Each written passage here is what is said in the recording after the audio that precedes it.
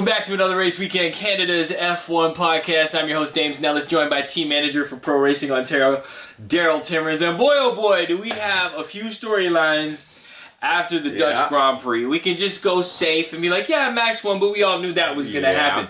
But we have driver market shakeups. We have potentials from the USA going over to Europe. We have Mercedes effing Lewis Hamilton over. As he quoted, we have yet another blunder from Ferrari.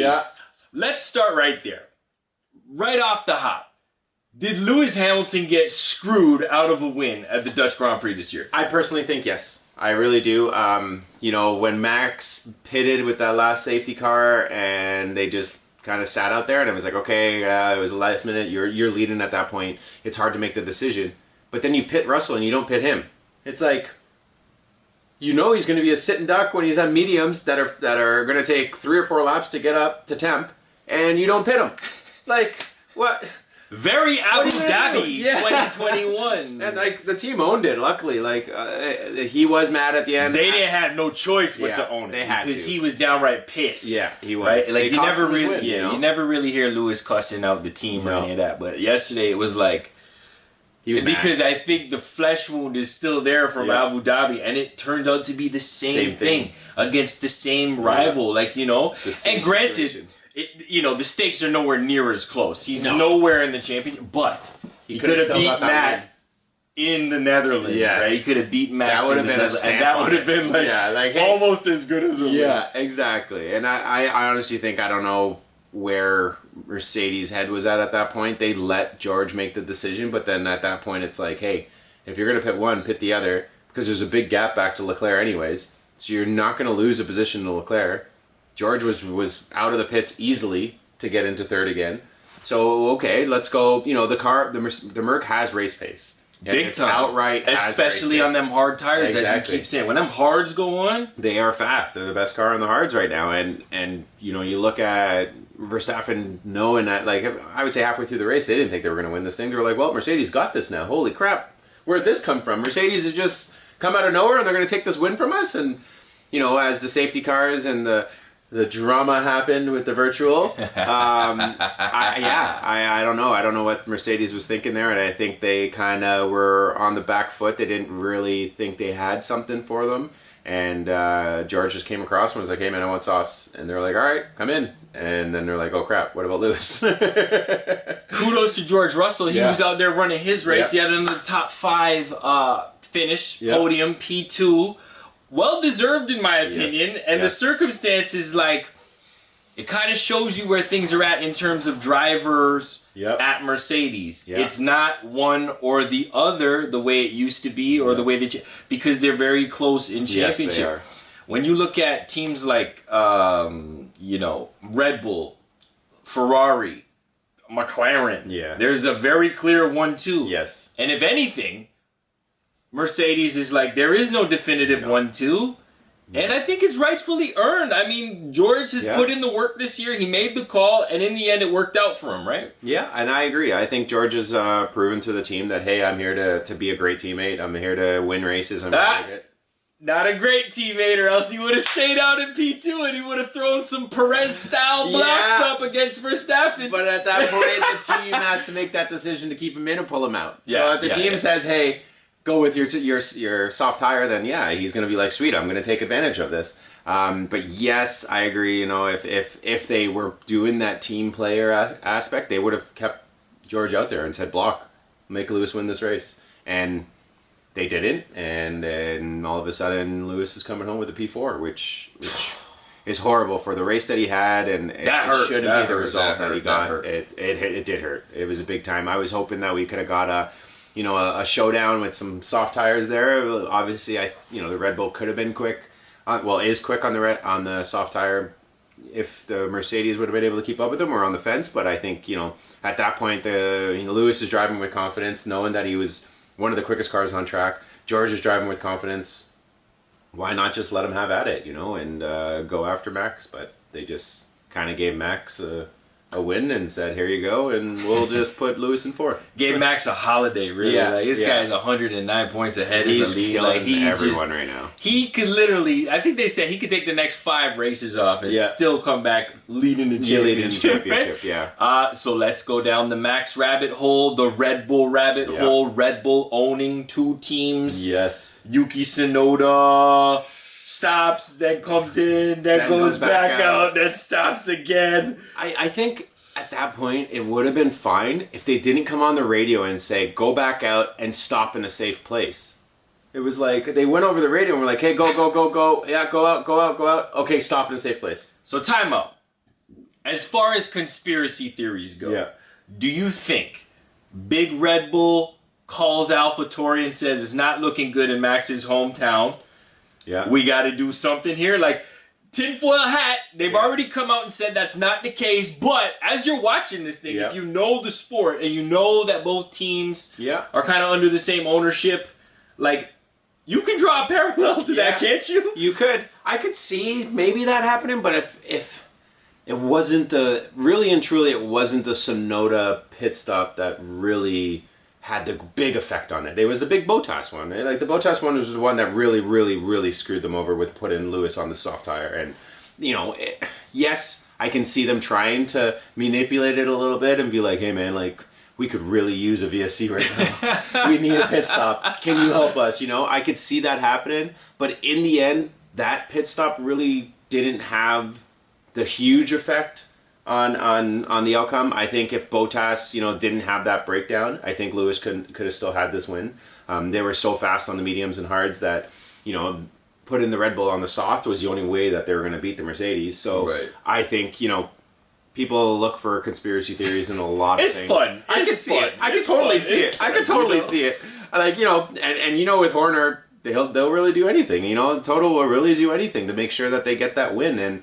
And I think if this was a tight championship and it was like last year going into this race, I think everyone would have said yes for sure. That was a conspiracy hit right there. Like, they definitely did that on purpose, but they really have no reason to call in a favor, something like that, to screw a race over that bad, in order for them to get Max in the front. Like, if Max the stakes aren't really there. Max doesn't win this race. Okay, he's leading by 80 points. Ooh, big deal. And it's not like the guy who won the race is close in. Nobody's close in the championship. It's not his main rival in the championship. I can see where they're saying it.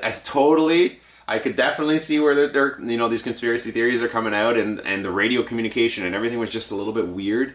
But really and truly, I don't think they did it. It just keeps the sport but I wish they did. It keeps the sport interesting. It keeps it interesting. It's one of those things, because then you can even go back to the day before where Perez parked it magically just binned it. In qualifying. But I said that was a perfect bin because he didn't crash anything. He just locked up and then skated away. I'm like, that's a little too precise. You'd have to be a real Hollywood level stunt driver to pull that off going, 200-300K an hour. Let's keep the talk at Alpha Tauri, because there's a lot of talk now that Pierre Gasly might jump ship, go over to Alpine. Which I think for Alpine would be really good. Two French drivers with a French team, the marketing, the branding, that would be fantastic for them. But that leaves a seat over at Alpha Tauri alongside potentially Yuki Tsunoda, maybe not, who knows? Maybe Ricardo, maybe. Well, a return there. And then let's talk. They're saying Colta Herta could be coming out of Indycar to race in Formula 1. U.S. driver in Formula 1. That would be a big deal. It would be, especially with the new American owners. It would be a huge deal if they were to see something like that, but I don't think FIA is going to give Herta the license in at this point. Right, because it's a super license issue and points issue at the present time, right? And really and truly, the only way to get out of IndyCar and go straight into Indy and go into F1 without having that point situation is by winning the championship. At this point, Herta and Patricio O'Ward is one of the best IndyCar drivers right now, and he had, there's always talks between McLaren and him to get him into F1. And at this point, the only thing that's holding him back, really, besides, obviously some small things in the background with McLaren, would be the super license. And the FIA would not give him the license. They told him that. So how can these guys get the super license? You can't get the super license just racing in IndyCar. No, you can't. You get points towards your license. So how the super license works, it's like, You need all the way from the junior ranks of F4 all the way up to Formula One. They give you a certain amount of points per where you finish in each championship and how many wins you get and poles and your performance, and it's just like a performance rating to make sure you're safe to get into F1. The only way to get around that is one, put more time into an F1 car than an F1 driver does that year, which is how Stroll got his license. Right. Okay. He tested a F1 car for an entire year at every single racetrack that you could go to, obviously not the street courses, but any permanent racetrack. He was testing. He was just out there. He was just lapping and lapping and lapping. Okay. And yes, his dad does own a couple F1 cars, so it was kind of a lot easier for him to do that. So yeah, that's one way of doing it, and the other way is getting the approval of the FIA to waive the point system and say, here's your super license. And really and truly, the only way to do that from IndyCar is by winning the championship to prove, look, I've won the championship. There's nothing else I can do to prove to you guys that I'm safe. So now give me my license. And that's how like Zanardi and a couple of like Michael Andretti and a couple of the other guys that made the jump from IndyCar to F1 were able to do that. Michael didn't win the championship, but he also has the Andretti name. So it's like...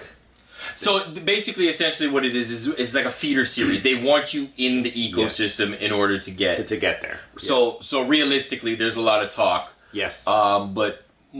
the actual reality is it's more likely that he would come over and compete in F3, F2. Yeah, F2 before getting into F1. But, you know, F1 at this point, Colton's a great driver. Like he really is. He's performing in the IndyCar ranks, just like Patricio O'Ward. I personally think, you know, maybe Pato kind of deserves it a little bit more because he has that outright pace. He has that, you know, he came off of straight talent from Mexico. You know, he didn't really have the money to back him as much as he did, but he did have a lot of support from Mexico because he was such a fast kid. Right. So, you know, right now I think it's nice to see those stories. Yeah, in the sport. If they were to if they give Colton the license, they have to give Pato the license. So at that point, it's like, okay, well, do we want to give two IndyCar drivers some license in to make them come into F1 at this point? Is it, one, they want an American in F1? I was just about to say, the business is going to come into this at some point too, right? Because we know they're trying to break into that North American market hard. We got a couple races in North America now. We got Canada, we got Texas, we have Miami this year, we got Vegas coming up next year. The last piece of the puzzle, since they don't want to let an American owner in, it would seem, would be to at least get an American driver in the seat. Yeah, and I agree. Like, this buy-in that to start an F1 team is pretty ridiculous of how much it is to buy in. You know, hundreds of millions of dollars just to buy your seat at the table, which is, you know, a lot of the teams don't agree with it. Yeah. I think they have to, you know, over the winter look back at that and be like, hey, how can we make this so that the sport grows? If they make it that expensive to start a race team, you're never going to have anyone expand. Unless you get a major manufacturer to come in and say, you know, like Porsche, Audi, to come in and do something like that. But, you know, 200 million or 300 million to Mario or Michael Andretti is a heck of a lot more than Audi manufacturing. 100%. Right? So, you know, when you have these teams like Carlin and Art and a bunch of these other, you know, smaller teams that are great junior teams that, you know, if they really put the time in, they can probably put an effort into the F1 program if they had enough money, they had enough you know, some, I guess, financial backing to make that jump. I think it would be a good idea for them to kind of, even if cut the buy-in in half or something. Yeah. Like, I get there should be a buy-in because it's like a royalties thing. It's growing, but with all these barriers, it doesn't grow the sport. No, it doesn't. It doesn't, and there's a limit. There's a finite amount of seats. Yeah. And they were doing an interview over the weekend with Stefano Domenicali, the CEO, and they were kind of like Crofty and them were kind of asking him, like, you know, do you think we need more? And he's steadfast. No, we don't need more seats in F1. Like, he was literally saying, no. I think it makes things more interesting, you know? Picking up on what you were saying about ART and Carlin being some of the premier feeder teams, Nico Rosberg agrees with you. As a matter of fact, he said those teams operate better than Ferrari. Yeah. So here we are. Yet again, another Ferrari blunder. Yeah. You have one job to do. Change the tire. Change the tires. What happened to the tire? Carlos Sainz had a terrible race. It was just terrible. It was all around awful, but that was like the icing on the cake for him. Yeah, and I don't understand what's going on with that guy right now. Or it was like that guy or just the whole team. So I looked at that pit stop over and over and over again to be like, how can they screw it up so bad that there is a tire missing in the left rear? And if you go back and look at the video, the tire changers, okay, yes, it was a last minute call to pull them in and stuff like that, and they were all running out at the time, but the left rear guy came out and was like blocked by the entire team to get to his tire, or it's either he was blocked by the team or he thought he was the right front changer, because if you look at the video, he runs right up to the right front.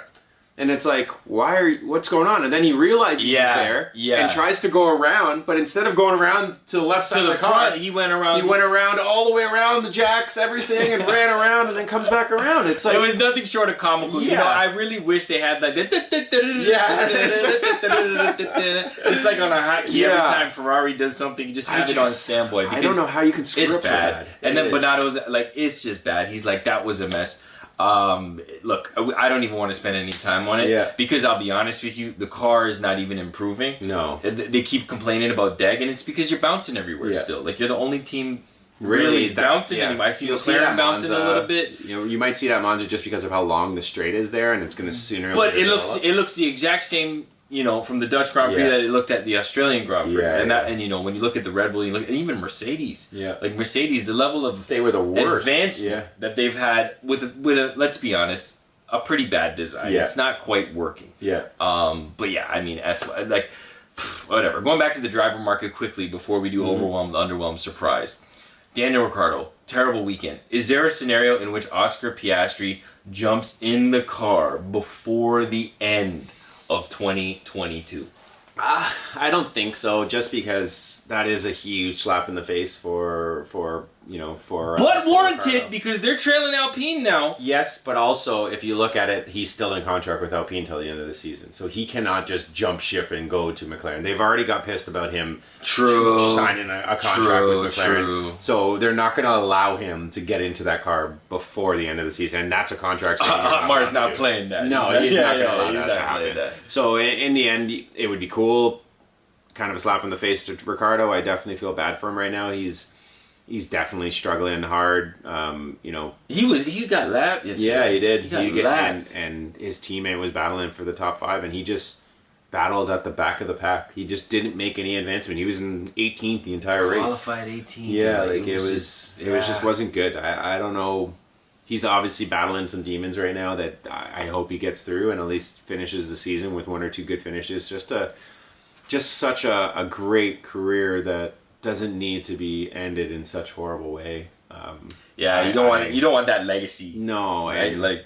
And I just feel like he's just not Ricciardo. He's just not having. Doesn't look like he's enjoying it. And we've said in previous podcasts, like I hope he's still in F1 next year, and I hope that maybe going to a backmarker team just takes that stress off him and he starts performing again, and similar to an Albon. Or any of them. Like but another decent weekend. Yeah. And quietly, past couple races, Stroll's been doing all right. Yes. Like he put in another top 10. That was good. So shouts out to Stroll's Canada's F1 podcast. We don't have much to talk about, but he's been doing it under the radar as well, right? So he's putting it together.